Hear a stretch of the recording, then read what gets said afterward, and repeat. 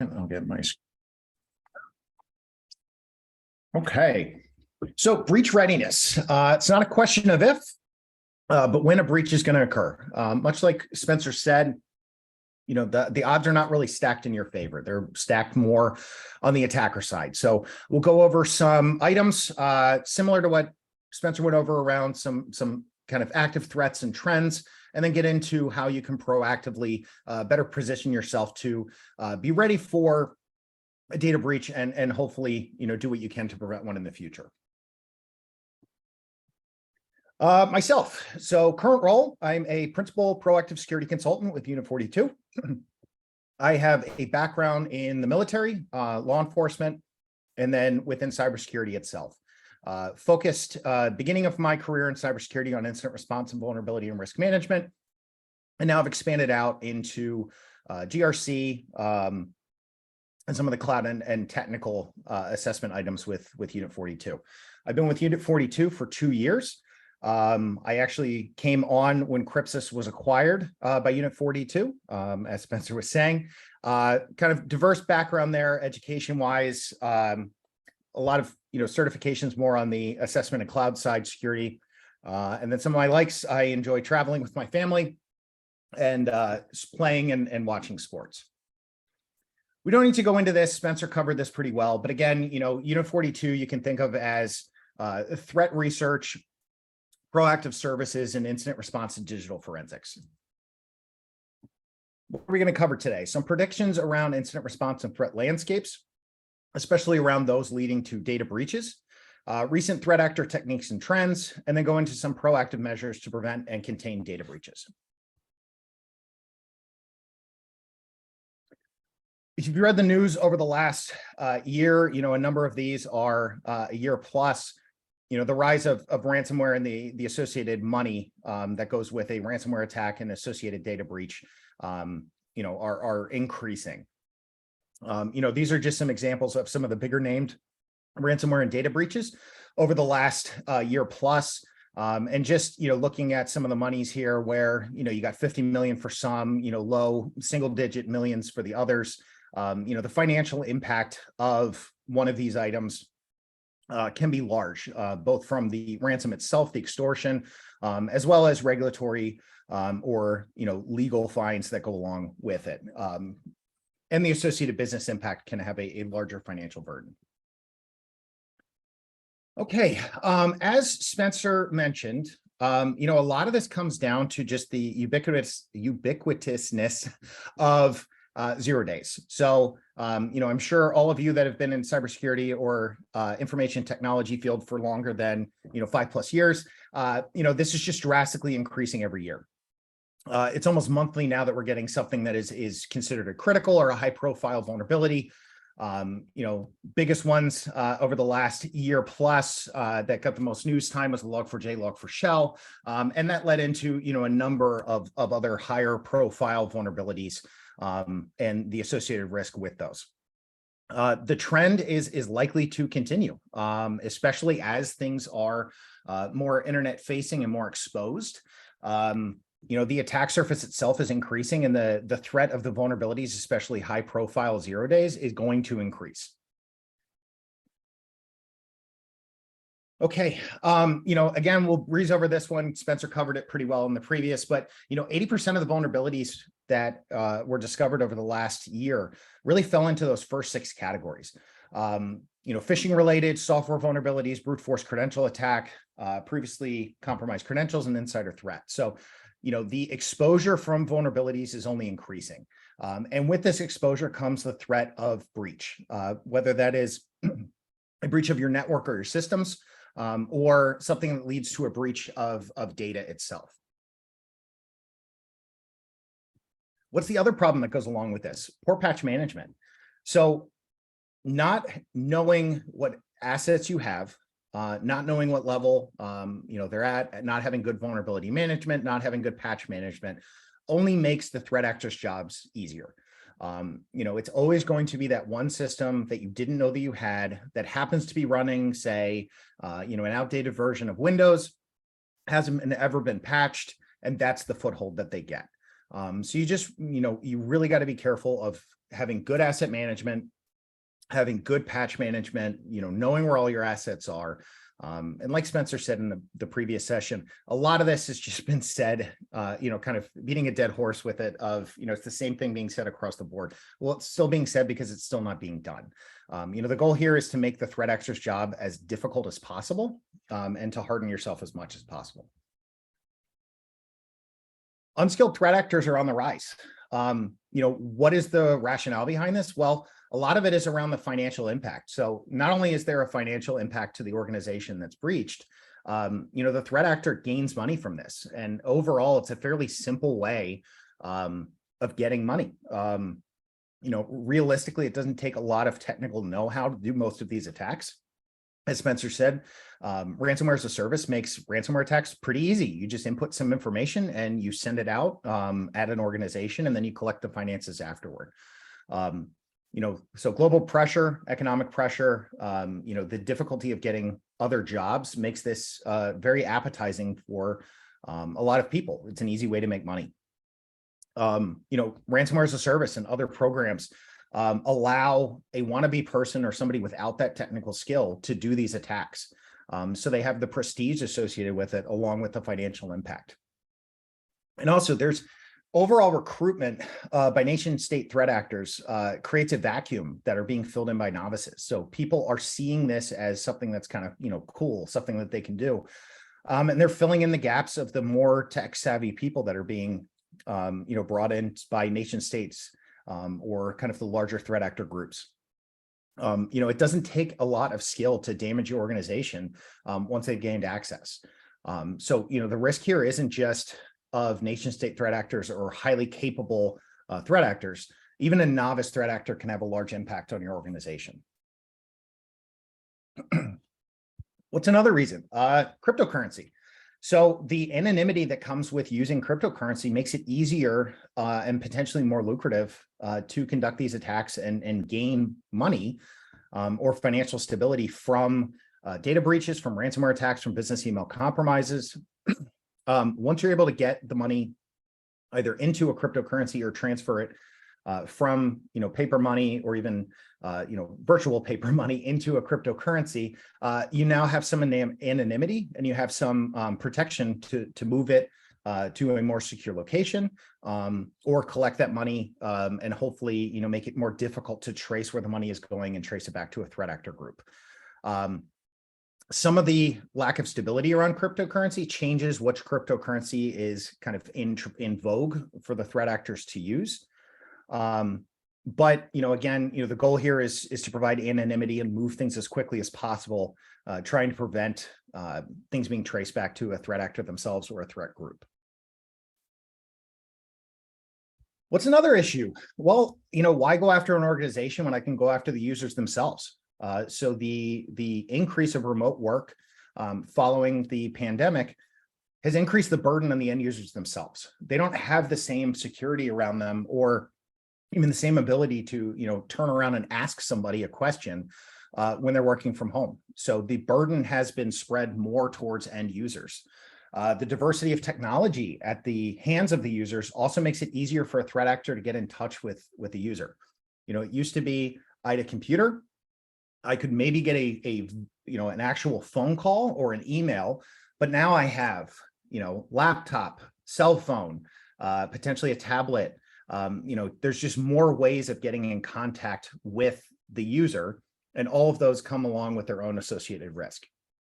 And also the increase in direct communication with users via non-traditional sources.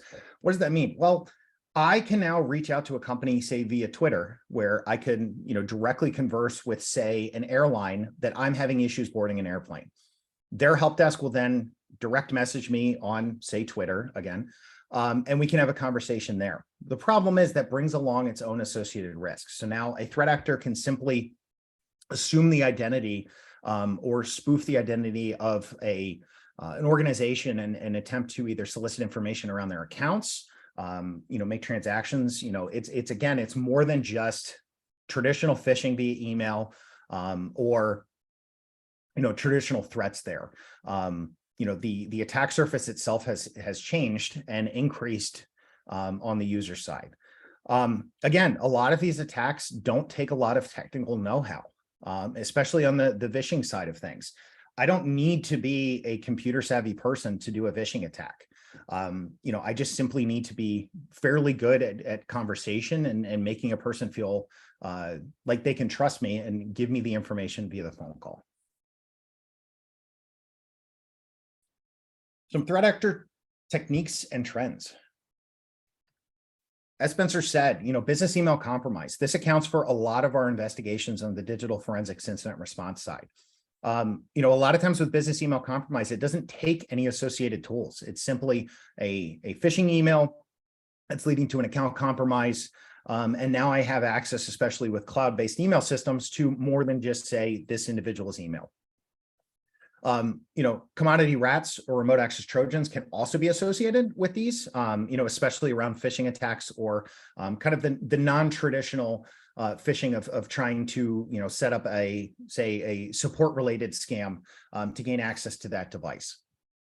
Overall, since 2013, there's been $12 billion associated globally with business email compromises. The other thing is, again, this is just the most common method. So just like phishing is the most common threat factor, business email compromise have just become ubiquitous. A lot of organizations, our research shows about 96% of all organizations have been targeted at least once over the last year for a business email compromise.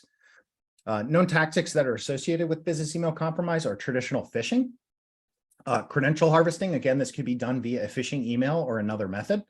And then social engineering. So trying to gain the trust of an individual to supply either access, information, potentially finances, or credentials to gain further access. Some trends. About 30% of all of our cases are related to business email compromise.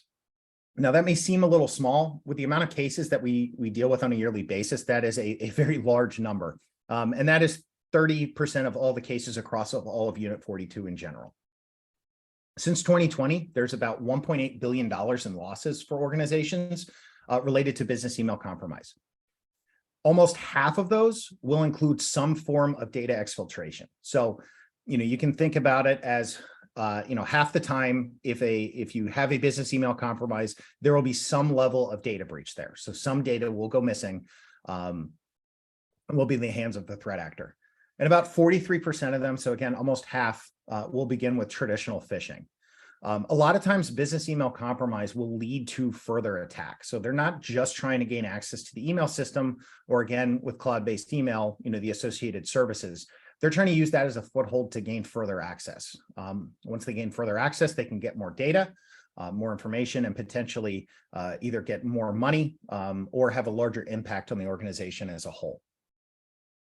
Again, with the movement towards more cloud-based email systems, the need to spread beyond just that business email compromise is lowered. I'm sure, as you all know, if I'm able to gain access to your Microsoft 365 account, I have access to everything that you have stored within Microsoft 365 and all the services that you have access to. So, what the threat actor is attempting to do is going to be very much the same, lateral movement, trying to gain access to other accounts, some privilege escalation to gain access to hopefully an admin level account, and then gather what they can from the associated services in M365. But again, they don't solely stay within that email system. They will try to jump to the on-prem network if possible. The other one, the kind of the monkey, or the monkey on the back of kind of the cybersecurity industry is the insider threat. So there is a view that a lot of times it's uncomfortable to talk about insider threats. So a lot of times people don't want to look inside of their own organization. The problem is the threat is there. It does account for a number of data breaches or breaches in general. About 75% of all of our insider threat cases do involve disgruntled employees. So a lot of times these are going to be ex-employees that still have access to the network, so the organization's network or the organization's data, And they're able to grab sensitive data once they leave an organization. What are things that are often targeted by insiders? Intellectual property, source code for different applications or software, sales pipelines, marketing materials, and other commercially sensitive data. So again, the goal here is to gain value financially. So that could either be extortion to the organization itself or gathering this information and selling it to a third party. Something to keep an eye on.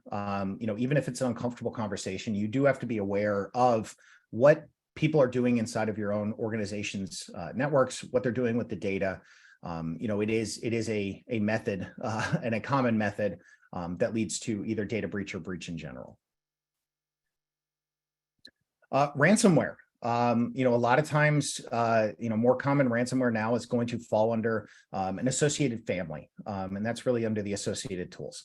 We'll go over this quickly. I know Spencer covered a lot of this on his presentation, but the business model here. So ransomware is being treated like a business. It's a method of gaining financial finances, whether that's extortion from just the simple ransomware itself, double extortion of encrypting your data and taking said data.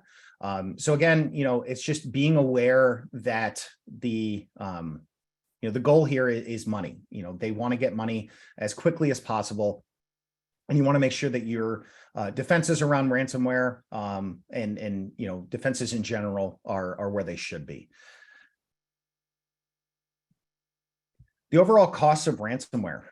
So again, from the last 12 months of the last year, the average ransomware demand was 2.2 million. So this is an increase of 144% from the prior year.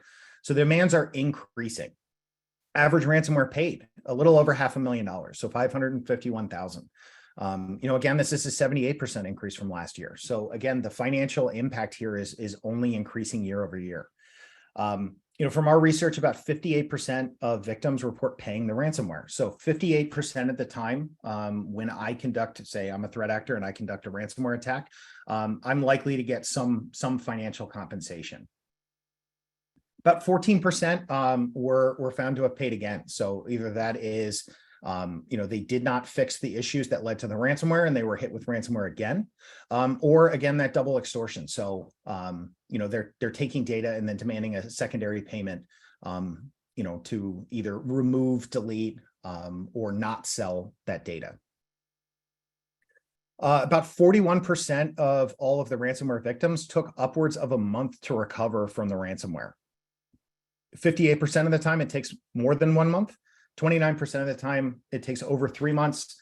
And then for 9%, 5 to 6 months. So again, what you can do on your end to prepare for ransomware, having good recovery strategies, having good backups, is only going to increase shorten the recovery time to limit the overall business impact.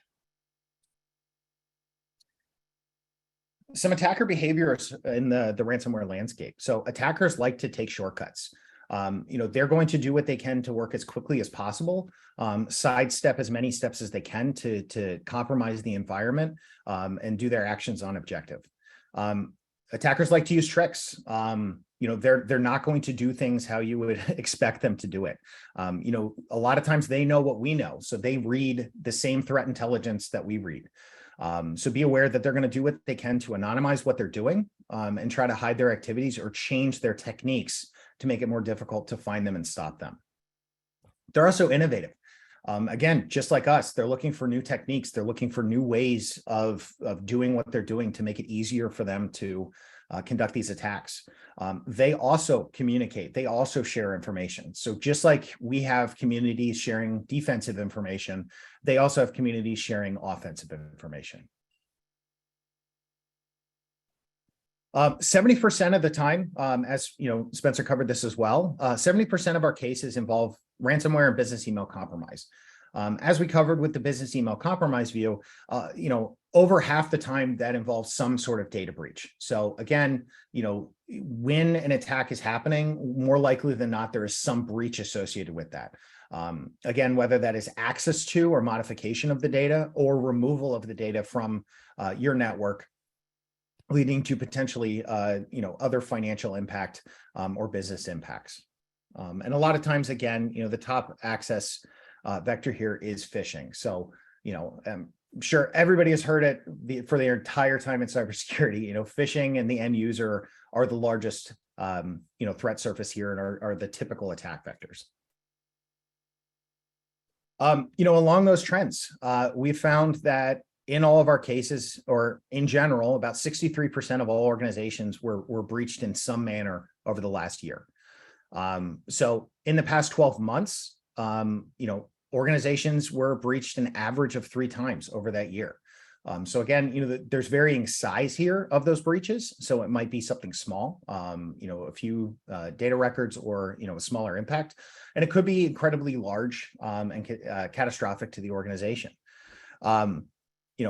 As these organizations are being breached, the cost is in the millions to recover from the breaches. So again, minimal financial impact to the threat actor. It doesn't take them much to get to this point from a financial point of view, but can result in millions of dollars in either lost revenue or overall impact to your organization. The chart in the middle is around the mean cost of those data breaches spread around the different regions. So again, globally, what you're looking at is an average of about $2.4 million, with the highest one being $3 million. In North America, it's about $3 million as the average and $4 million as the highest. And then both Europe and Asia Pac are right around $2 million, a little over, and almost 2.5 as the largest. So, as you see there, North America sees a lot more of the cost of these breaches. So, the associated money here in North America, you would expect to have a larger business impact when there is a breach. With non-traditional methods. So again, thinking about phishing, a lot of people test around traditional phishing. So, an attempt to solicit credentials, or,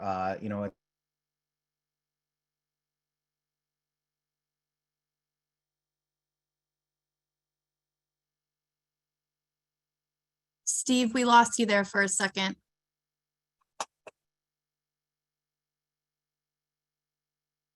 Are you able to hear me now? Yep, you're back. Okay, sorry about that. Circling back, not sure where we left off, but non-traditional breach methods. So, are you, when you're doing your own phishing testing or phishing training, are you including these non-traditional methods that users are seeing? So, across the top are going to be common pop-ups that users see, or even emails that they may get, whether it's to their personal email or to their corporate email. Why do I bring up personal email? Well, do you have any restrictions around users checking their personal email on your corporate devices? So if users are able to access their personal email, they're able to potentially get phished, on a machine that's owned by the organization, and that can provide access from the threat actor into the organization itself. So across the top is the Microsoft Tech Department, where you're getting either, again, a pop-up or an email saying that your computer reached out to Microsoft and said, "Hey, I have a virus," and they're going to try to reach out to the user to fix it. What do? Well, when you call that number, they're going to attempt to download a remote access Trojan or some other manner of getting remote access to that machine. And then from there, they're either going to scrape data or gain a foothold into the network. The next is, on the right-hand side, this one specifically was an Indian tech support scam. But again, it could go back to, a number of different countries. A lot of times they're going to target or use the name of countries that commonly will have offsite tech support, again, as a way of kind of masking what they're doing. Very similar to the Microsoft one, it'll be reaching out saying, "Hey, your device said that you had an issue, so we're reaching out to you to try to fix this."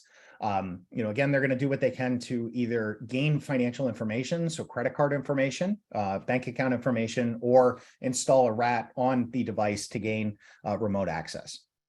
And across the bottom are a couple examples around smishing. So SMS phishing or text-based phishing.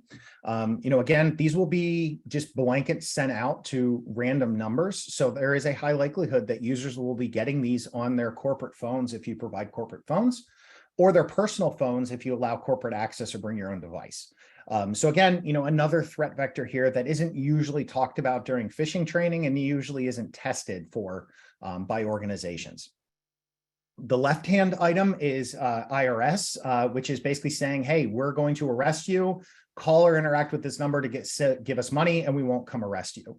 The one in the middle here is around gift cards. A lot of times users will receive, these sort of scam messages around, say iTunes gift cards, Amazon gift cards, Walmart gift cards, as a way of, again, clicking on that link and trying to provide account information, which will then allow the threat actor to gain the credit card information and some other personal data around the user.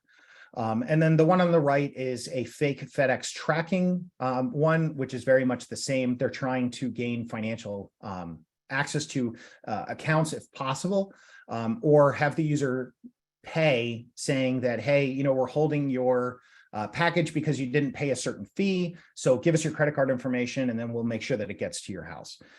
So again, while these might not occur as often in a business environment, again, depending on how you have your mobile devices configured. So if you're providing mobile devices for users, or if you're allowing bring your own device, these are still threat vectors into potentially accessing corporate data and potential breach of financial information of the organization. What are some proactive measures that you can do to prevent and contain cyber attacks?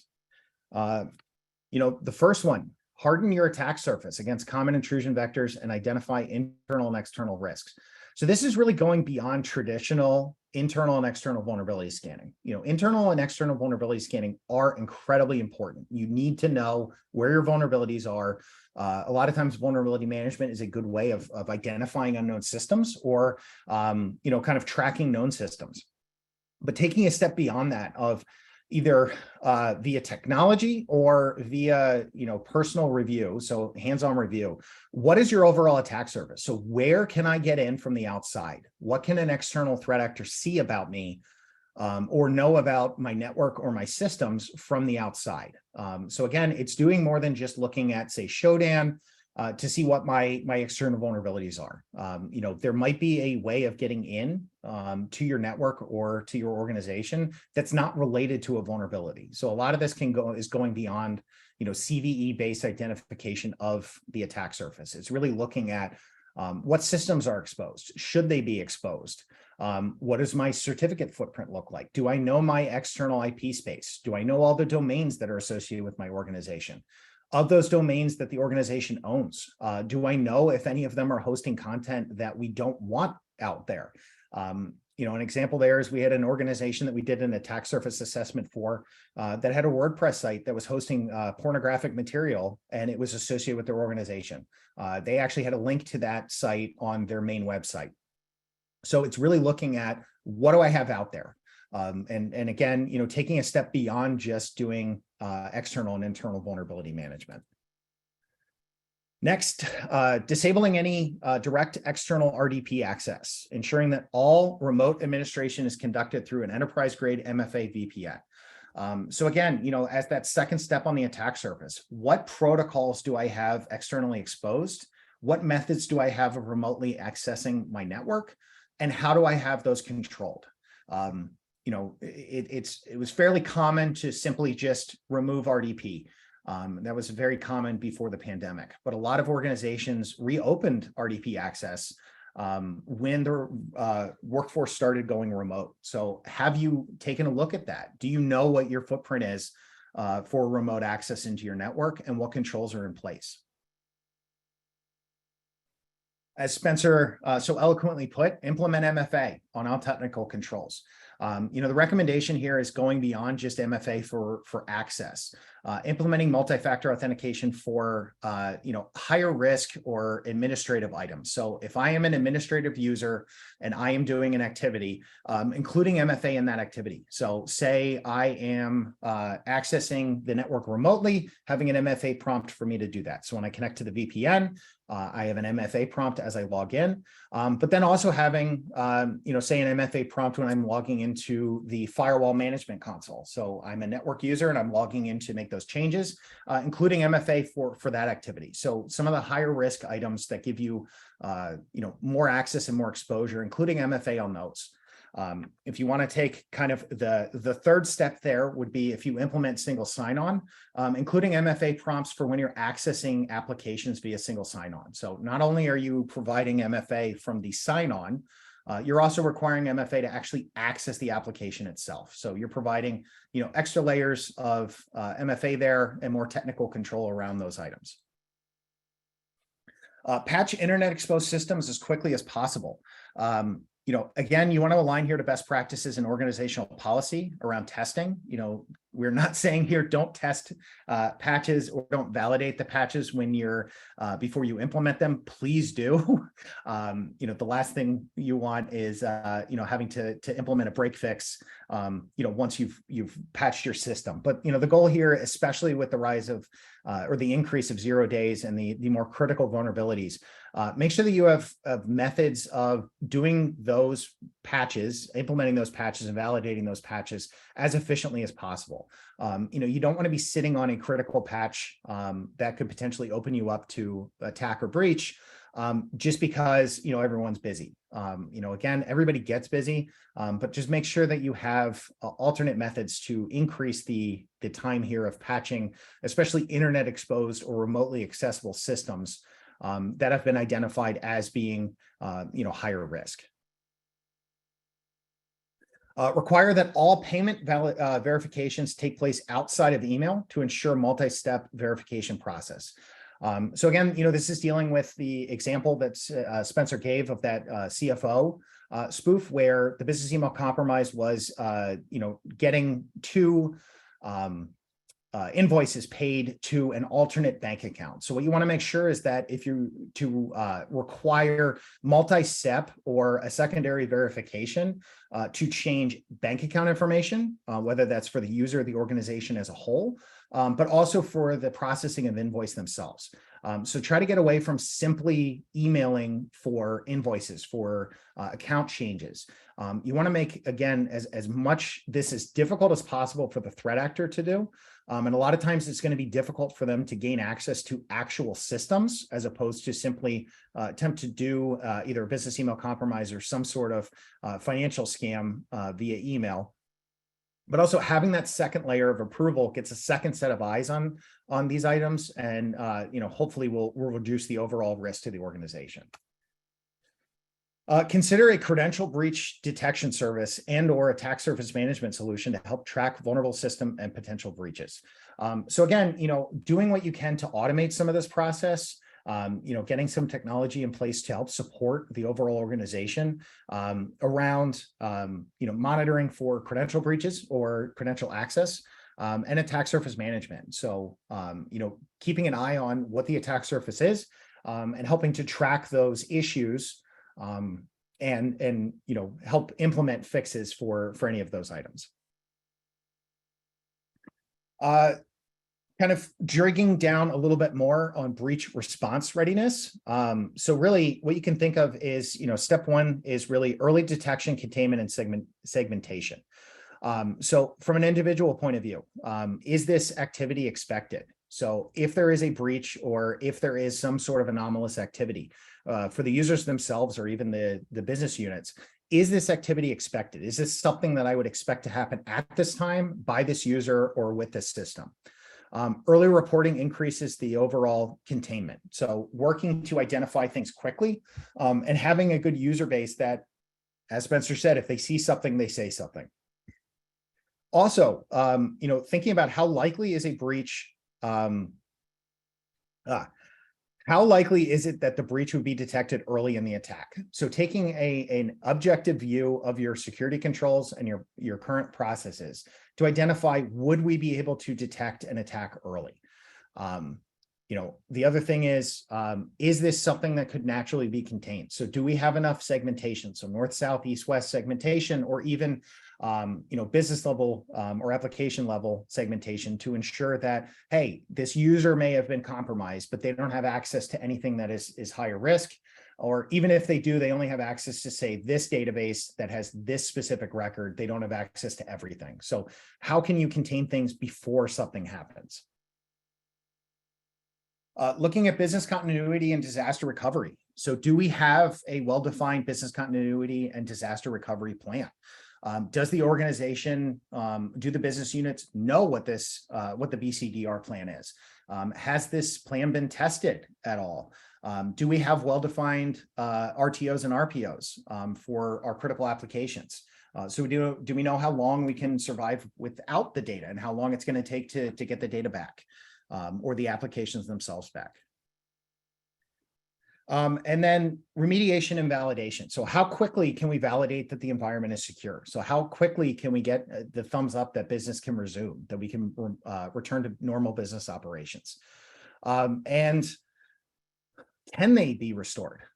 So if a data breach is detected, can we actually get back to a normal business operating environment? Is that something that is within reach? And again, having those clear benchmarks of when we can start going back to normal business operations is important. A lot of times that is somewhat subjective to the event itself, so what is occurring, but having some sort of benchmarking or a process to define who can say, hey, we're back up, we can get back to normal business operations can potentially reduce the overall dwell time.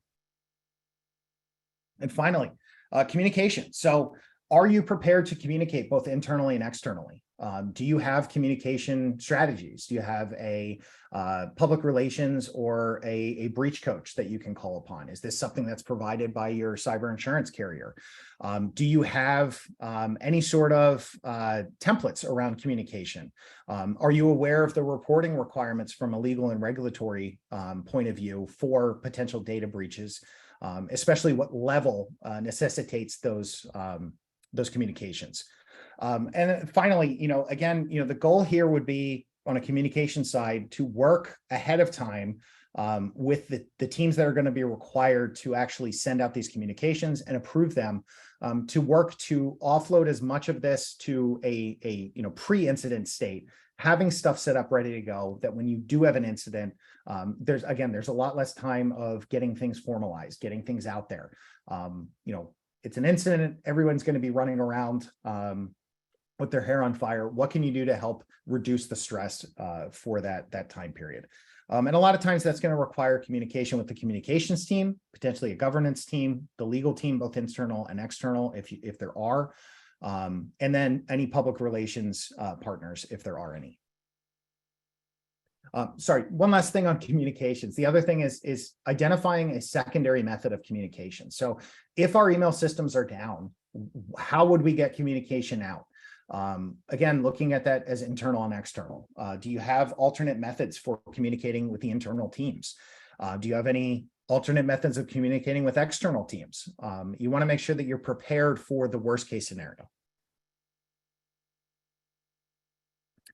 As Spencer brought up, Unit 42 offers a number of services around, a lot of what we covered today. Ways that you can take action with Unit 42 is either obtaining or extending a Unit 42 retainer. So having us on call to provide assistance from a proactive point of view around different security assessments and hardening assessments. And then from a reactive point of view, incident response and digital forensics. So having us step in and support you as you do your investigations and recovery. Potentially validate your security posture with an overall cyber risk assessment or a technical assessment. And then if you're under attack, getting in contact with the incident responders to step in and assist you as they can. Thank you for your time. I will answer looks like all the answers are in already on the Q&A. So if there's any other questions, please put them in the Q&A. Thank you.